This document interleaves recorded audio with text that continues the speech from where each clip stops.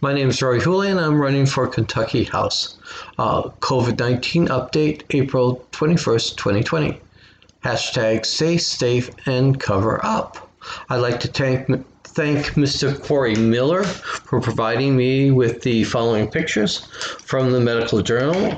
Now, why I know one or two things about infectious diseases. My expertise comes from the time I was looking into using lichens as a form of bioarmor for plants against disease, predators, and parasites instead of using deadly chemicals, which could harm us and the environment.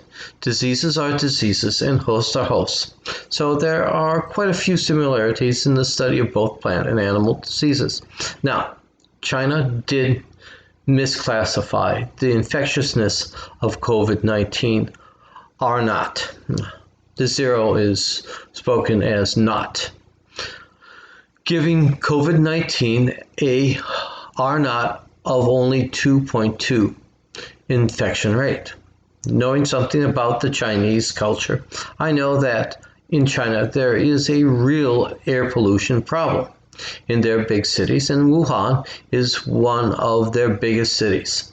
To live in this high air pollution environment, everyone going out puts on a mask. The Chinese are one of the largest consumers of masks of every kind, and mostly surgical type masks. So almost every Chinese that is outside wears a mask. And this is significant. So I give China the benefit of doubt when they classified COVID-19's R naught contagiousness well too low at 2.2, making COVID-19 a low transmittal virus. The Chinese had unknowingly, almost, I do say almost, but not quite, closed the COVID-19 transmission gateway at the source by wearing a mask outside, but not inside. Let me show you where a 2.2 R naught compares to other diseases. If you take a look at this picture, it says, how contagious is a disease? Scientists are using R naught to estimate how many other people one sick person is likely to infect. Here's COVID-19, and it's between 2 and 2.5. And this estimate is preliminary and likely to change.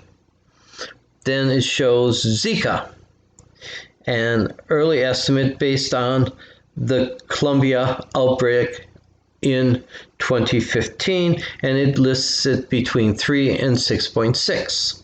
The measles, 11 to 18. Ebola, 2. Then you have HIV, that's 3.6 to 3.7. Seasonal flu, 1.3. And norovirus, 1.6 to 3.7. And then it gives you the sources. I'm not going to go through them.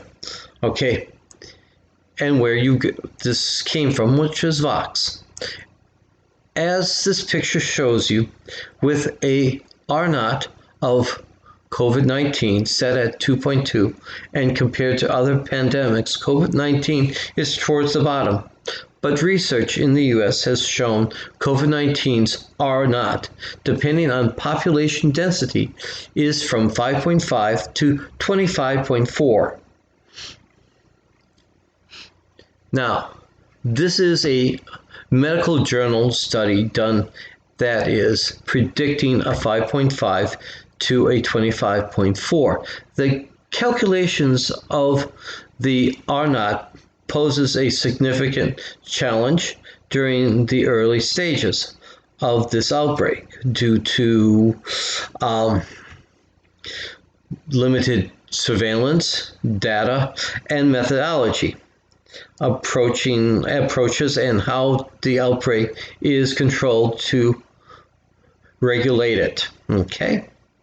Now, this means you have to add at least another row to the COVID-19 scale, and maybe even 2 rows. That makes COVID-19 one of the most infectious diseases that we have seen in modern time. COVID-19 does not initially attack the host by spreading inside the host. The asymptomatic infection, the period that the host feels fine, the reason is that COVID-19 stays in the mouth and nasal cavities where it builds up its numbers and lets the host expel COVID-19 by breathing out and talking.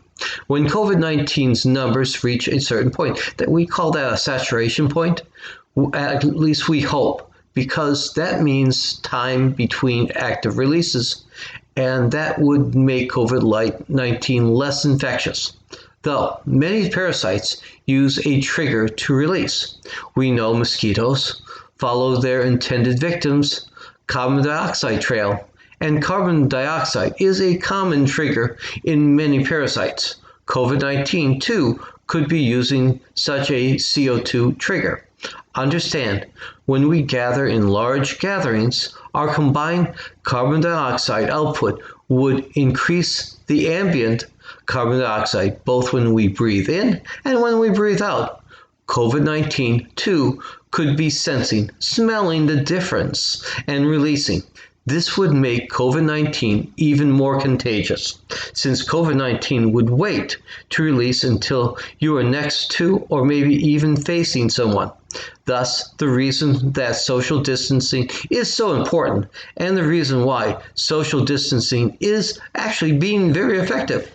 This is also the reason why we need to have transmission barriers. 2. In every place that folks gather. We also must realize that COVID-19's R0 infection rate at 25.4, there is no way that a single testing can keep up with the spread of this virus. By the time someone tests, he may have actually infected 100 people. Let me repeat, at a 25.4 RO, there is no way that a single testing can keep up with the spread of this virus. This leads us to only one type of testing, which means that we need to use batch testing. What is batch testing? Batch testing is if a person is made sick and is tested positive, then everyone that this person works with or lives with must be tested also. It is up to each state to determine whether a business that this person works in should be closed down while the results from the employees come back or not. Understand, closing down a business is extremely expensive for both the business and government, but I believe it would be pure prudent that the business is closed during the wait for results come back. And that's based upon what we've seen at Smithfield. Okay, my question is, how many Walmarts would allow themselves to be closed for 48 to 72 hours after only one employee coming up sick? Given information that the COVID-19 patient, even after the infection seems to be gone, is still transmittable. This means every person that tested positive must be tested at least twice more after they feel good. That a COVID-19 patient must have a negative result twice to make sure that they are over before they resume anything. That the period between tests should be no less than 48 hours, with every known COVID-19 patient needing at least 3 tests. The question is, who pays for all this? That testing is important. Considering the costs of testing and the Trump administration's using FEMA to outbid states and then put the resources out to a general bid, under the Trump administration, there will be not enough testing supplies for even a core of sick patients. I recommend therefore a two-pronged mitigation approach. One is testing The other is focusing on closing transmittal gateways with barriers.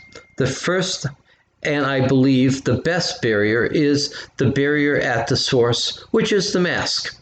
Therefore, I have started hashtag stay safe and cover up to promote wearing a mask. Let me put it things bluntly. If you want or you don't like standing in lines at a grocery store, then wear a mask.